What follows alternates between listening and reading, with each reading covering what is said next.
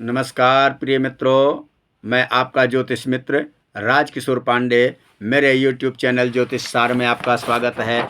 आप अपनी कुंडली का फलादेश चाहते हैं या अपने प्रश्नों के उत्तर चाहते हैं या अपनी समस्या का समाधान चाहते हैं या ग्रह दशा के विषय में जानना चाहते हैं तो आप मेरे इस मोबाइल नंबर पर संपर्क कर सकते हैं। साथ ही यज्ञ अनुष्ठान पूजा पाठ आदि के विषय में भी संपर्क कर सकते हैं। मित्रों, आज का विषय होगा वर्गोत्तम क्या होता है।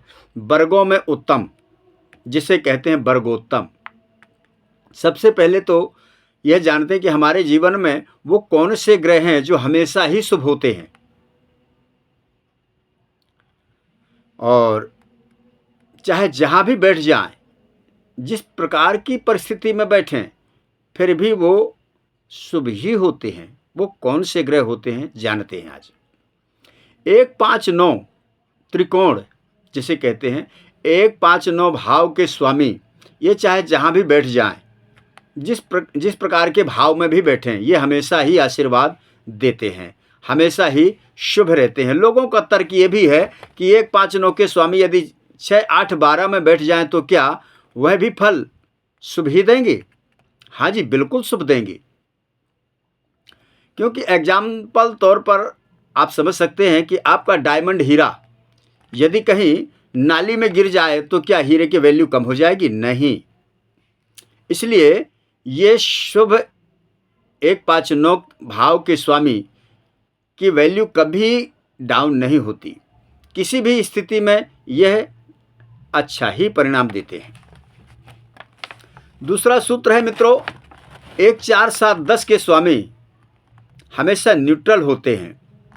शुभ ग्रह हो तो शुभता को छोड़ देते हैं, अशुभ ग्रह हो तो अशुभता को छोड़ देते हैं। यदि शुभ ग्रह पे पाप दृष्टि हो तो फिर पापी हो जाते हैं, और पापी ग्रहों पे शुभ दृष्टि हो तो शुभ हो जाते हैं।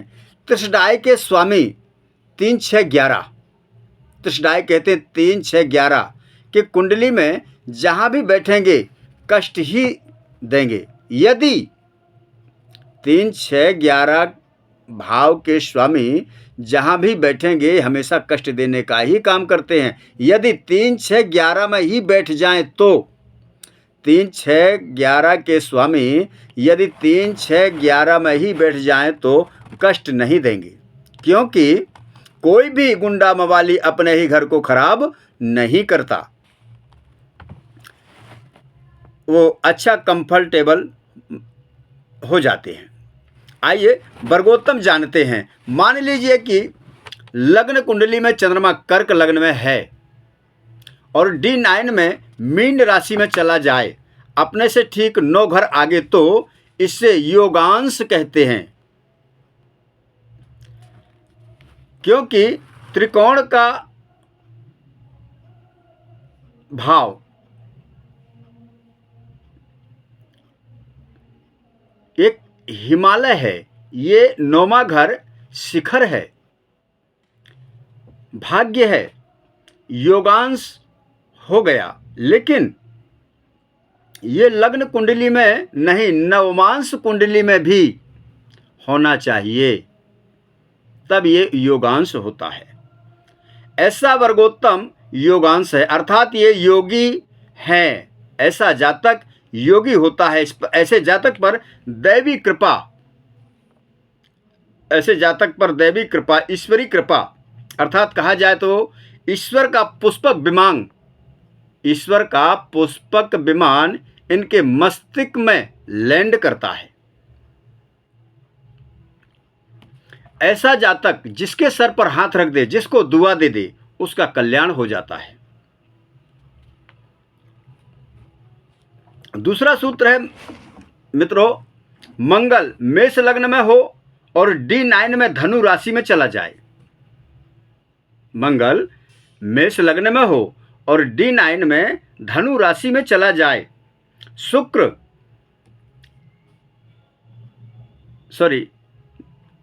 अपने से 9वें राशि में, यह है वर्गोत्तम। तीसरा सूत्र, वृषभ लग्न हो और शुक्र D9 अर्थात मकर में चला जाए। चौथा, चौथा सूत्र मिथुन लग्न हो और मिथुन लग्न का स्वामी D9 राशि में, D9 का स्वामी राशि नंबर 11 कुंभ में चला जाए,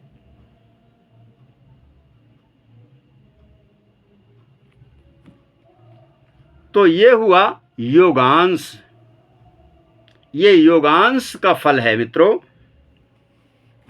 योगांश का फल, इसके आगे होता है विकटांश। विकटांश क्या होता है? लग्न कुंडली में तो अच्छे हैं, उच्च के हैं, लेकिन D9 में नीच के हैं। विकटांश क्या होता है उसके विषय में बताया जा रहा है आपको कि लग्न कुंडली में ग्रह अच्छे हैं, उच्च के हैं और नवमांश में D9 में नीच के हो जाएं। अब इनको लग्न के अच्छे होने की, उच्च के होने की परिस्थितियां तो मिलेंगी ही, लेकिन बहुत संघर्ष के बाद विकटांश का फल होगा। इसमें यूँ समझिए कि विकटांश में जैसे कि आस्तीन के सांप अपने ही घर में पले हुए जो होते हैं, विकटांश का फल इस प्रकार का मिलता है मित्रों।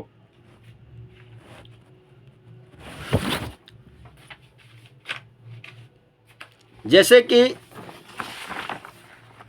D9 में नीच का होने का मतलब इस जातक को जीवन के सफर में फिर से रिवर्स होना पड़ेगा और रिवर्स होकर आगे बढ़ना है फिर से। फिर भी विकट परिस्थितियों में भी जीवन की कला ऐसा जातक जानता है।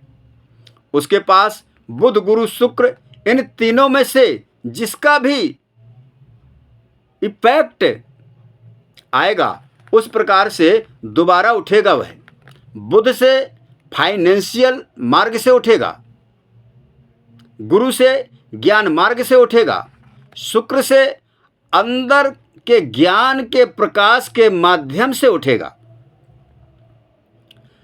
ऐसा जातक बैक होकर के रिकवर करता है। ये पापांश का फल है मित्रों, ये विकटांश का फल है मित्रों। एक पापांश होता है, विकटांश के बाद एक पापांश होता है। यह लग्न कुंडली में भी नीच का है और D9 में भी अर्थात नवमांश में भी नीच का है। यह जातक पापी और दुष्ट लोगों के बीच में घिरा हुआ होता है, कोई निर्णय नहीं ले पाता। पापियों के साथ ये, यदि पाप अब नेगेटिव प्लैनेट के इफेक्ट में आ जाए,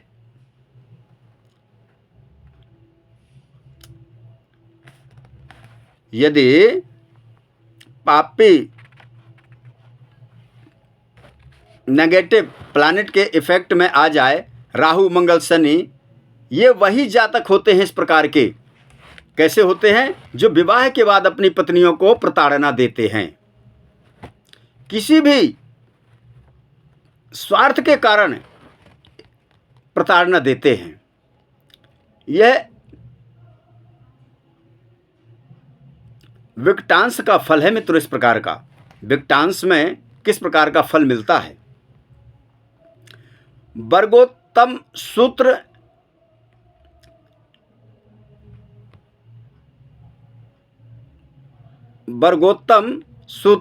भावोत्तम लग्न, एक और वर्गोत्तम सूत्र भावोत्तम लग्न। ये जो भावोत्तम होता है, ये भावोत्तम क्या होता है? कुंडली में भी उच्च और D9 में भी उच्च का, कुंडली D1 में भी उच्च का और D9 में भी उच्च का, उसी भाव में उच्च के हों। जिस भाव में D1 में हैं उच्च के, उसी भाव में D9 में उच्च के हों तो भावोत्तम हो जाता है। ये बहुत ये रस कॉम्बिनेशन है, ये बहुत एरस कॉम्बिनेशन है मित्रों। इनके पूर्व जन्म के बहुत अच्छे पुण्य थे, ऐसे लोग दोबारा से मृत्यु लोक में भेजे गए हैं। यूँ मानिए कि अच्छे काम करने के लिए ये वर्गोत्तम है। द्वेष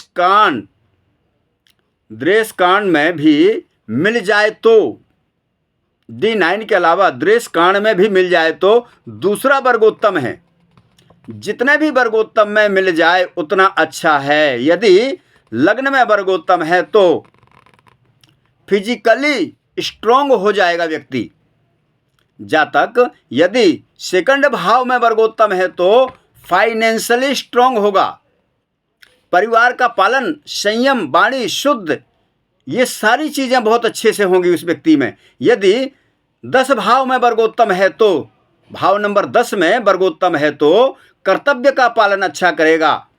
यदि भाव नंबर 3 में वर्गोत्तम है तो पराक्रम से उन्नति प्राप्त करेगा मित्रों।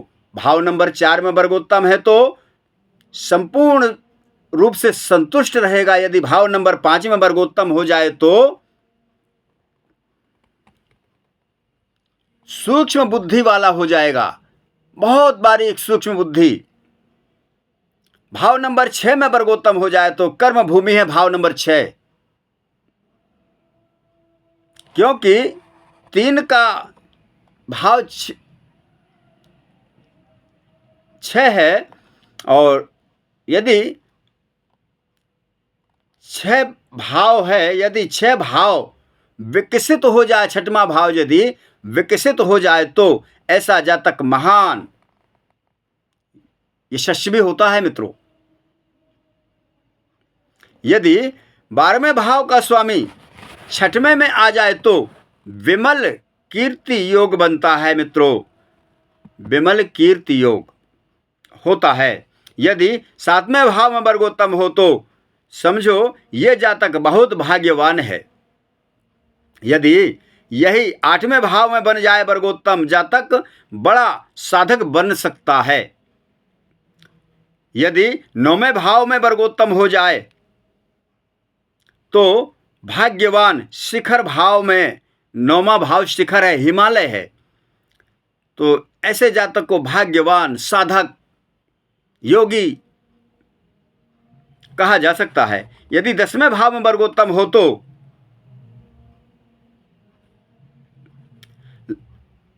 10वें भाव में वर्गोत्तम हो तो ऐसा जातक, लेकिन लग्नेश बलवान होना चाहिए।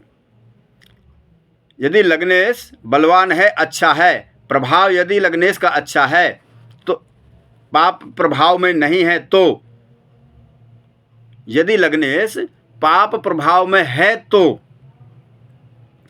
वो इस प्रकार की परिस्थिति पैदा कर देता है। पाप प्रभाव में लग्नेश होने के बाद वर्गोत्तम में भी इस प्रकार की 10वें भाव में कर्म भाव जो है, वहाँ से कर्म किस प्रकार से देखा जाएगा। यदि लग्न पीड़ित है तो यूँ समझिए कि जैसे भीष्म और द्रोण, भीष्म पितामह और द्रोणाचार्य